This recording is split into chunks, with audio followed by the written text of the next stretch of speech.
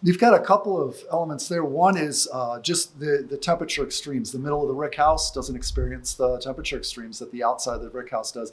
The bottom of the rick house doesn't experience all the temperature extremes that the top of the rick house does. Airflow plays a role there as well, because this barrel is a semi-permeable membrane. That is to say that sure, it's liquid tight, but it's not vapor tight. It's not airtight.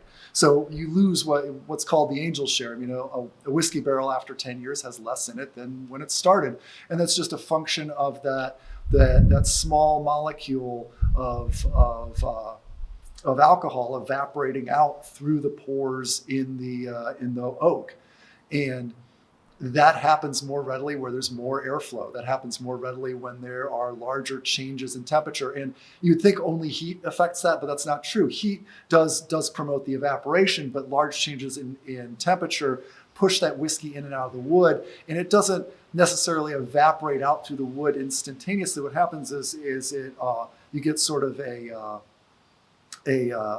conductive effect, like a capillary tube effect, that pulls that whiskey slowly to the surface of the wood, and it evaporates then.